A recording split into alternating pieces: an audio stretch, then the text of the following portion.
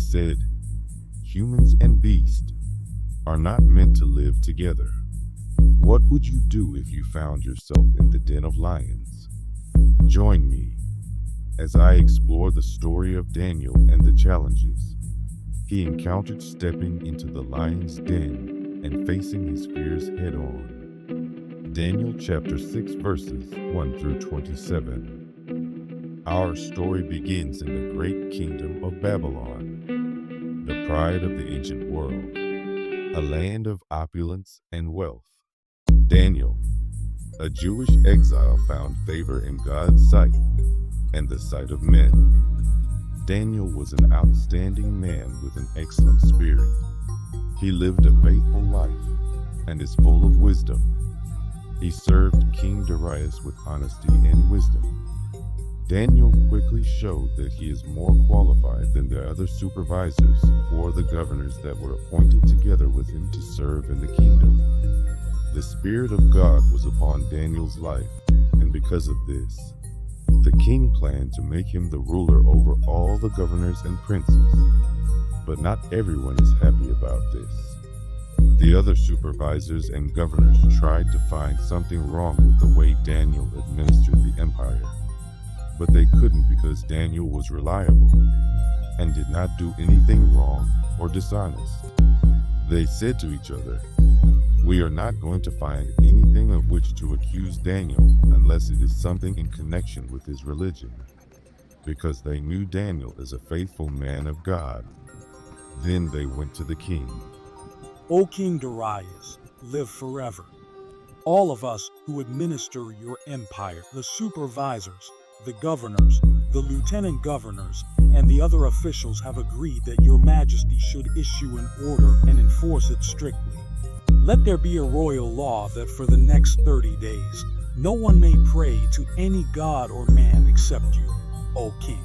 And if anyone disobeys, let them be thrown into the den of lions.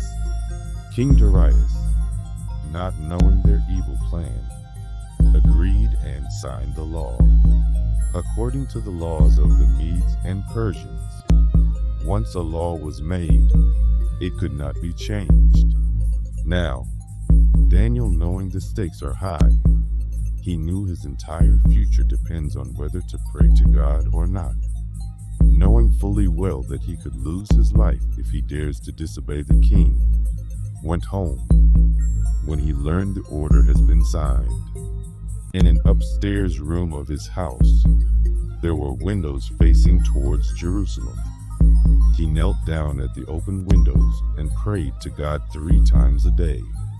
When Daniel's enemies observed him praying to God, all of them went together to the king to accuse Daniel.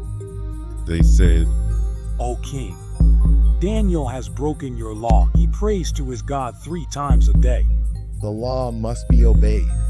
He must be thrown into the lion's den. King Darius was heartbroken. He loved Daniel and knew he had been tricked. He did his best to find a way to rescue Daniel. He kept trying until sunset, but the law could not be changed. So the king gave orders for Daniel to be arrested and to be thrown into a pit filled with lions. He said to Daniel, "May your God, whom you serve so loyally, rescue you." The entrance was sealed with a heavy stone, and King Darius could not sleep all night. But inside the den, something incredible happened. God sent his angel to shut the mouths of the lions. They did not harm Daniel at all. At dawn, the king got up and hurried to the pit. When he got there, he called out anxiously, "Daniel, servant of the living God, was the God you served so loyally able to save you from the lions?" O king, live forever. My God sent his angel to shut the lions' mouths. They have not hurt me, for I was found innocent before him. The king was overjoyed and gave orders for Daniel to be pulled up out of the pit. So they pulled him up and saw that he has not been hurt at all, for he trusted God. Then King Darius commanded that the wicked governors who plotted against Daniel be thrown into the lion's den instead, together with their wives and children.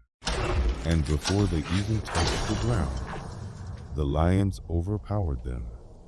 Then King Darius wrote to the people of all nations, races, and languages of earth, I command that throughout my empire everyone should fear and respect Daniel's God. He is the living God, and he will rule forever. His kingdom will never be destroyed, and his power will never come to an end. The story of Daniel teaches us many important lessons. Faithfulness to God brings protection. Daniel trusted God, and God saved him. Likewise, we must always trust in God for our protection. Do what is right, no matter the consequences. Daniel prayed even when he knew it could cost him his life. Are you compromising because of the consequences of trusting God? God is more powerful than any challenge. Even hungry lions could not harm Daniel because God was with him. What are the challenges you are passing through? Remind the challenges you have a great God. God's justice always prevails. Those who tried to harm Daniel were the ones who suffered in the end. God will always be our justice provider when we suffer injustice. Our faith can influence others. Because of Daniel's trust in God, even King Darius declared God's greatness to the whole kingdom. You are meant to be a shining light, so others can know our God through your light. Just like Daniel, we must trust in God, stay faithful, and never be afraid to do what is right. And when we do, God will always be with us. Thanks for watching. Did you enjoy this story? Don't forget to like and subscribe for another amazing Bible stories.